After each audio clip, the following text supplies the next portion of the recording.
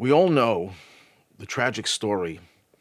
Moses goes on the mountain after the Torah was given by God orally, the Ten Commandments, and he's there 40 days and 40 nights. And when he returns, he sees this terrible scene. The Jewish people who thought Moses wasn't going to return create a golden calf, and some of them even began to worship it 40 days after they were told, don't have any other gods. And Moses was so perturbed, was so upset at this, that he took the two tablets and he threw them down and shattered them. And many people may be wondering what happened to those shattered tablets. And why is it important for us to know that? Because many of us could say that they are also shattered. Many of us have experienced so much trauma in our lives, and we feel that we're broken. Is there any way that we could be healed? And how do we deal with this brokenness that we experience? If we could figure out what happened to those shattered tablets, then maybe we can also figure out what is our role when we feel that we are shattered. So the Talmud actually tells us what happened to the shattered tablets. Rabbi Yeshua ben Levi, the great Talmudic sage, says that the shattered tablets were kept in the ark together with the whole tablets. We all know that Moses went back on the mountain and he got a second set of tablets that were not shattered. Both of these tablets, the broken and the whole ones, were placed together in the ark. And Rabbi Yeshua ben Levi says this is to teach us a lesson, that when you see a scholar, a person who has knowledge, because of age and infirmity, lose their knowledge of the Torah, they forget their knowledge, treat them with dignity and respect, because the shattered tablets were no less considered sacred. They were placed together with the whole tablets in the ark. That's a very beautiful lesson, how we should treat someone who has lost some of their knowledge, some of their abilities because of age and infirmity. But there must be something even deeper than that, something that we could learn from and apply to our own lives. But in order to understand that, I have to preface that the Talmud, in that very place where it talks about the shattered tablets, quotes Rabbi Yeshua ben Levi, that he said three things to his children, and the three things seem to be totally disjointed, no connection to one another. And we'll try to find that connection and apply it to our own lives. And these three things are: complete the Parsha together with the Aramaic translation. Complete the Parsha twice and once the Aramaic translation. What that means is that every week we divide the Torah into weekly portions. So even as they read the Torah publicly, one should also privately read the Torah portion for that week twice, and then read it a third time in Aramaic translation. There's the famous Aramaic translation by Onkelos, the convert to Judaism, that is considered to be the greatest classic translation of the Torah, and we recite that one time together with the actual original Hebrew of the Parsha twice. That's one teaching that he said to his sons. A second, totally unrelated teaching is that be careful with the veredin. Veredin are either the jugular vein or the carotid artery. Be very careful when you slaughter an animal. Make sure that you drain the blood from it. You don't allow the blood to remain there, which is totally unrelated to reading the Torah twice and translating it once. And the third teaching is the one that we started with, that the tablets and the broken tablets were together in the ark. Teach us respect for those who are old and have lost their knowledge. What is the connection between these three statements about reading the Torah twice every week and translating it once?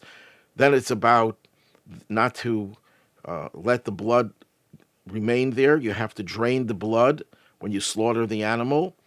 And number three, you have to respect the person who has lost his knowledge, just like the shattered tablets. What is the connection between these three? So let's take them one at a time. The first one is about reading the Torah twice. Why do we have to read it twice? If we don't remember it after the first time, the second time may not help. So why not just a third time and a fourth time? Where do we draw the line? What's the point of doing it twice? So one way of understanding that is when we read the Torah, the weekly Torah portion, what's the idea of the weekly Torah portion? Why is it important to read it that week? Because Torah in general, Torah means guidance, direction. Torah is here to guide us. So while any part of the Torah can provide us with guidance, each week we're supposed to get that guidance and inspiration from that particular Torah reading that is current.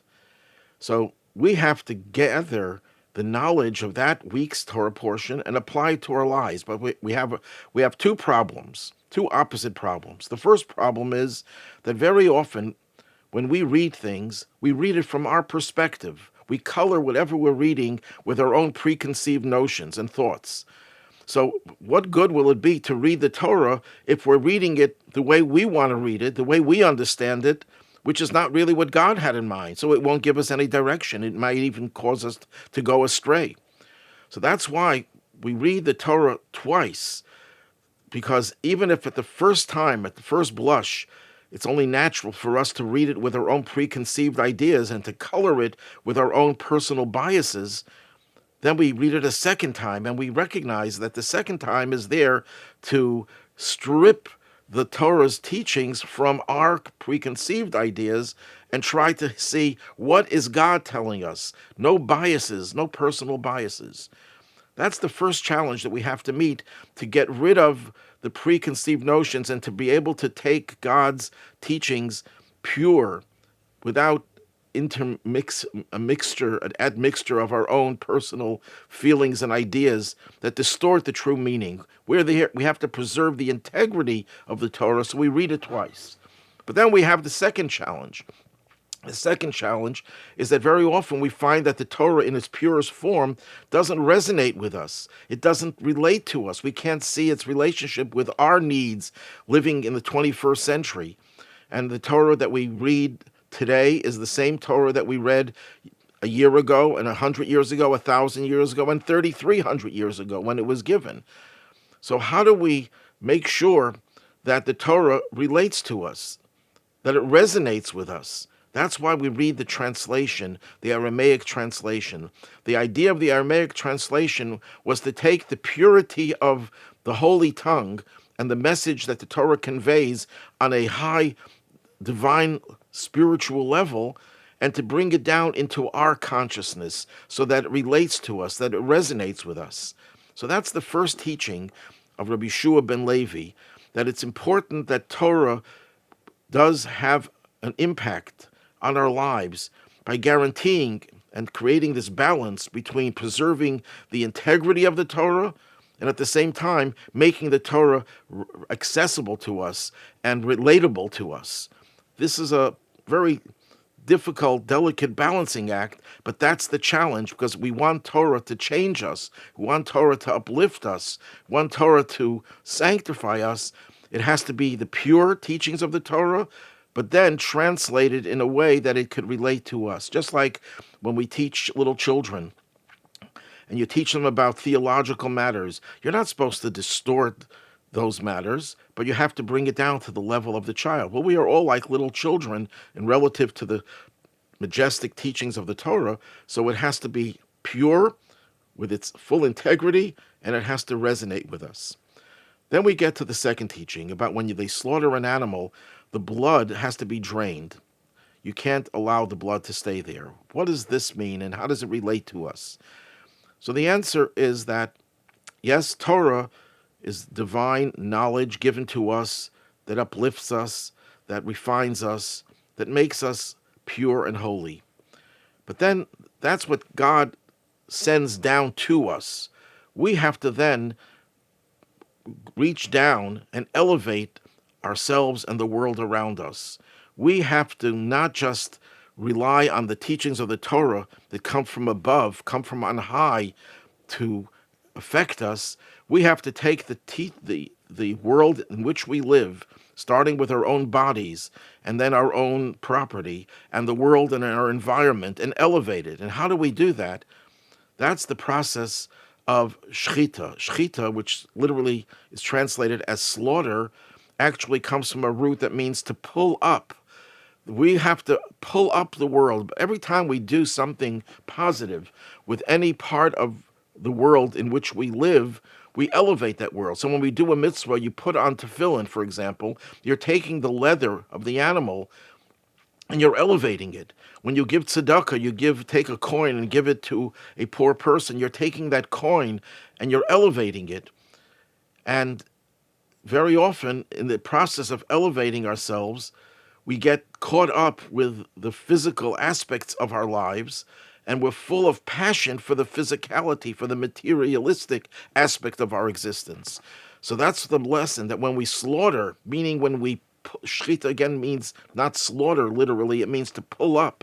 When we try to elevate the world around us, we're in this physical world, we have to make sure that we get rid of the blood, which symbolizes passion, that we take our enthusiasm out of the materialistic aspects of the world and place it in the spiritual realm. So that's the balancing part of this teaching. The first teaching is that the Torah that we read should reach us and affect us. Then we have to take the world the way we know it and elevate it and do it in a way that doesn't allow us to have inordinate involvement with the materialistic aspects of society, of our lives and of society. And then we get to the third teaching. The third teaching is the shattered tablets were placed in the ark with the whole tablets.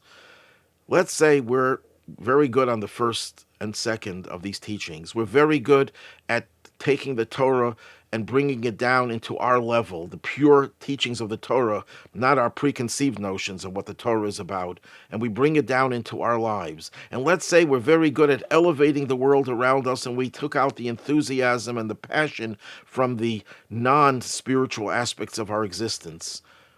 But then every human being has times when they fall, when they decline, whether it could be physical decline, which brings about a intellectual, mental, and emotional decline, whether it's just plain depression.